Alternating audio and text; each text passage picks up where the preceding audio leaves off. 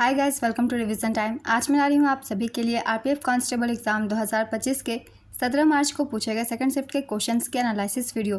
तो इस वीडियो में आपको आज के जीके जीएस के क्वेश्चन के एनालिसिस मिलेंगे, तो जिनके भी एग्जाम हो गए हैं वो अपना आंसर मैच कर सकते हैं। तो चलिए स्टार्ट करते हैं आज की वीडियो। मगर वीडियो को स्टार्ट करने से पहले अगर आप चैनल पर पहली बार हैं तो चैनल को ज़रूर सब्सक्राइब कर लें और साथ ही इस वीडियो को लाइक भी ज़रूर कर दें। तो चलिए स्टार्ट करते हैं आज के सेकंड शिफ्ट के पूछे गए सारे क्वेश्चंस की analysis video. Question number 1, rolling plan किन दो पंचवर्षीय योजनाओं के बीच लागू की गई थी? इसका सही आंसर होगा पाँचवीं और छठी। जनता सरकार ने 1977 से 78 में पाँचवीं पंचवर्षीय योजना को अस्वीकार कर दिया और एक नई छठी पंचवर्षीय योजना शुरू की, जिसे रोलिंग प्लान के रूप में जाना जाता है। भारत में रोलिंग योजना को डीटी लकड़वाला को लागू करने का श्रेय दिया जाता है।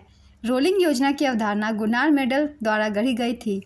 24 मार्च 1977 को जनता पार्टी की सरकार बनी और मोरारजी देसाई प्रधानमंत्री बने थे।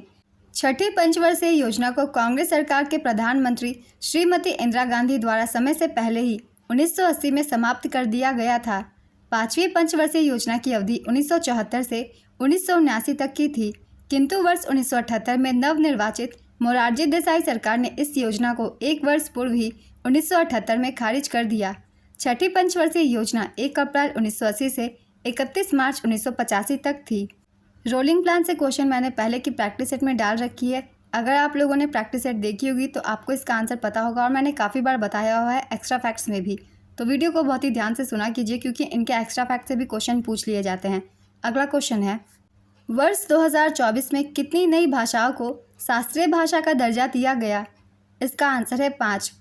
वर्ष 2024 में 5 नई भाषाओं को शास्त्रीय भाषा का दर्जा दिया गया था।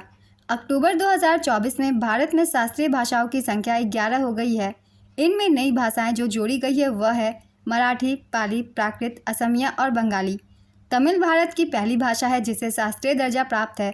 अगर आप मेरी करंट अफेयर्स की वीडियो देखते हैं तो आपको इसका आंसर पता होगा, मैंने इस क्वेश्चन को शामिल किया था। तमिल को 2004 में शास्त्रीय भाषा के रूप में घोषित किया गया था। पहले शास्त्रीय भाषाओं की संख्या 6 थी। ये थी तमिल, तेलुगु, मलयालम, संस्कृत, कन्नड़ और ओडिया। 2014 में ओडिया को अंतिम शास्त्रीय भाषा के रूप में शामिल किया गया था। सभी शास्त्रीय भाषाएं संविधान की 8वीं अनुसूची में सूचीबद्ध है। इन सभी को भी याद रखिएगा, ये सभी पॉइंट्स भी बहुत ही इंपॉर्टेंट है। अगला क्वेश्चन है, 2011 की जनगणना के अनुसार भारत में शहरी जनसंख्या का प्रतिशत कितना था? इसका आंसर है 31.16%। 2011 की जनगणना के अनुसार देश की कुल जनसंख्या में शहरी जनसंख्या 31.2% है। ग्रामीण जनसंख्या 68.8% है। 2001 की जनगणना के अनुसार देश की कुल जनसंख्या में शहरी जनसंख्या 27.81% थी और ग्रामीण जनसंख्या 72.19% थी। नेक्स्ट क्वेश्चन, जगदीशपुर बिहार में 1857 की क्रांति का नेतृत्वकर्ता कौन था? इसका आंसर है कुंवर सिंह। काफ़ी बार बताया हुआ है मैंने और ये क्वेश्चन पहले भी एग्जाम में पूछी गई है। 1857 के विद्रोह के प्रमुख नेता थे। सभी जगह के मैंने लिख दिए हैं, इन सभी को याद रखिएगा। तो जिनके भी एग्जाम 18 मार्च को होने वाले हैं उन लोगों के लिए ये हेल्पफुल है, और साथ ही अगर एनटीपीसी के आपने फॉर्म भर रखी है तो आपके लिए भी ये काफ़ी इंपॉर्टेंट है। तो चलिए इससे रिलेटेड सारे पॉइंट्स एक बार फिर से रिविजन कर लेते हैं। 1857 के विद्रोह में फर्रुखाबाद का नेतृत्व तूफजल हसन खान ने किया था।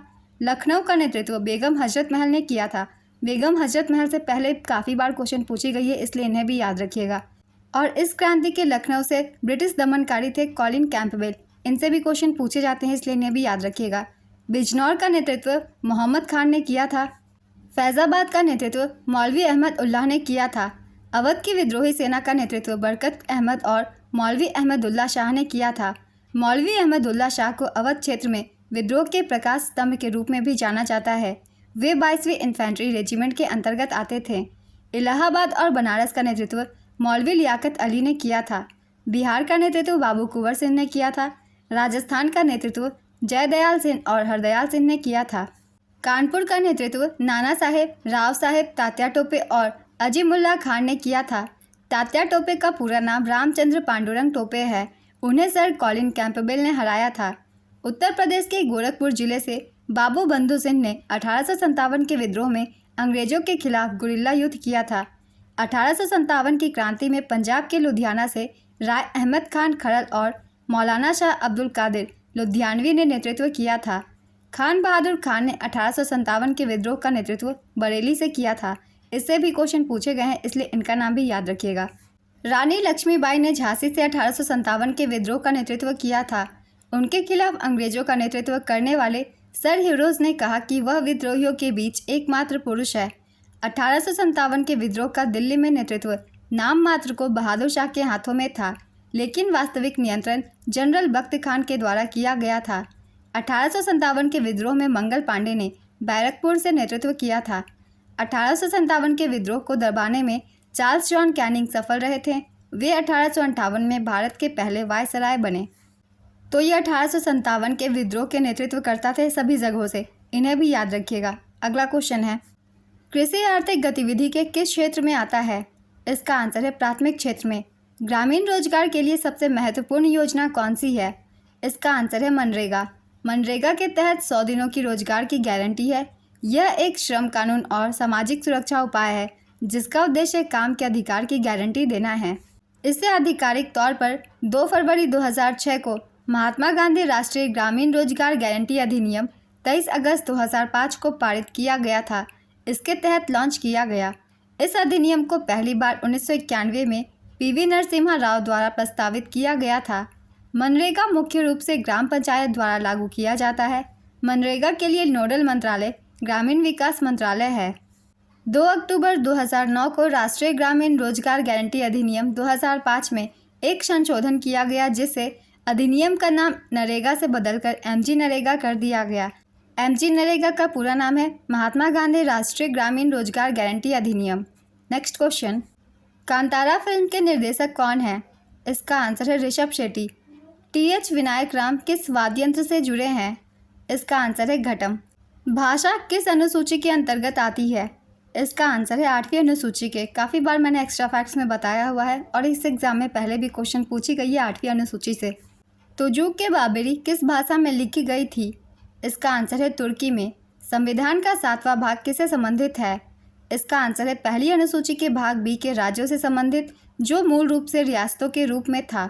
इसे संविधान अधिनियम 1956 द्वारा निरस्त कर दिया गया। अनुच्छेद 238 किस भाग में है? इसका आंसर है भाग 6 में। दमन से गोवा तक के तट को क्या कहते हैं? इसका आंसर है कोंकण तट। कोंकण तट भारत के पश्चिमी तटीय मैदान का उत्तरी भाग है, जो उत्तर के दमन से लेकर दक्षिण में गोवा तक फैला हुआ है। इससे भी क्वेश्चन पहले पूछे गए हैं, एक्स्ट्रा फैक्ट्स में मैंने आप सभी को बताया हुआ है। अगला क्वेश्चन है, भारतीय संविधान में संशोधन करने की शक्ति किसके पास है? इसका आंसर है संसद के पास। 1857 के विद्रोह में पराजित होने के बाद नाना साहेब कहाँ पलायन कर गए थे? इसका आंसर है नेपाल। दक्कन का पठार किससे बना होता है? इसका आंसर है बेसाल्ट के चट्टानों से। बेसाल्ट में बहुत महीने दाने वाली संरचना होती है क्योंकि यह एक बहिर्मुखी आग्नेय चट्टानें हैं। नेक्स्ट क्वेश्चन, भारतीय राष्ट्रीय कांग्रेस की स्थापना के समय भारत का गवर्नर जनरल कौन था? इसका आंसर है लॉर्ड डफरिन। भारतीय राष्ट्रीय कांग्रेस की स्थापना के समय भारत का गवर्नर जनरल लॉर्ड डफरिन था। इसका कार्यकाल 1884 से 1888 तक का था। भारतीय राष्ट्रीय कांग्रेस की स्थापना 28 दिसंबर 1885 को बॉम्बे में हुई थी। नेक्स्ट क्वेश्चन, 6 से 14 वर्ष की आयु के सभी बच्चों को शिक्षा का अधिकार क्या है? इसका आंसर है मौलिक कर्तव्य है ये। काफ़ी बार एक्स्ट्रा फैक्ट्स में मौलिक कर्तव्य से मैंने ये क्वेश्चन शामिल किया था, तो चलिए एक बार फिर से रिवीजन कर लेते हैं। ये मौलिक अधिकार नहीं है बल्कि मौलिक कर्तव्य है। भारतीय संविधान में शिक्षा के अधिकार को 86वें संविधान संशोधन अधिनियम 2002 के जरिए जोड़ा गया था। इस संशोधन के तहत 6 से 14 साल के बच्चों को मुफ्त और अनिवार्य शिक्षा का अधिकार मिला। इस संशोधन के तहत अनुच्छेद 21A को जोड़ा गया था। शिक्षा का अधिकार अधिनियम के तहत साल 2009 में बच्चों को मुफ्त और अनिवार्य शिक्षा दी जाने लगी। तो ये है इंपॉर्टेंट पॉइंट्स इससे रिलेटेड, इसे भी याद रखिएगा। अगला क्वेश्चन है, पेरिस ओलंपिक 2024 में सबसे ज़्यादा पदक किस देश ने जीता है? इसका आंसर है संयुक्त राज्य अमेरिका ने। भारत ने 1 रजत और 5 कांस्य पदक सहित कुल 6 पदक जीता था। अगला क्वेश्चन है, कौन सा कारण भारत के उत्तर पश्चिम भाग में शीत ऋतु में होने वाली वर्षा के लिए उत्तरदायी है? इसका आंसर है पश्चिमी विक्षोभ। तो जिन भी बच्चों के एग्ज़ाम 18 मार्च को होने वाले हैं वो पहले की एनालिसिस वीडियो देख के जाइए, क्योंकि बहुत सारे क्वेश्चन आज के एग्ज़ाम में रिपीट हुए हैं, चाहे वो फर्स्ट शिफ्ट में हो या सेकंड शिफ्ट में। तो अगर आप पहले की एनालिसिस वीडियो देख के जाते हैं तो आपको काफ़ी बेनिफिट होगा एग्जाम्स में। तो आज की एनालिसिस वीडियो कंप्लीट होती है। ये सारे क्वेश्चन थे सेकंड शिफ्ट के पूछे गए। अगर आप सभी को ये वीडियो हेल्पफुल लग रही हो तो इसे लाइक ज़रूर कर दीजिएगा और साथ ही चैनल को भी ज़रूर सब्सक्राइब कर लीजिए। इस तरीके की एनालिसिस वीडियो आपको आने वाले एग्जाम्स के लिए भी मिलते रहेंगे। तो फिर मिलते हैं अगली वीडियो के साथ। आप सभी को आने वाले एग्जाम्स के लिए ऑल द बेस्ट।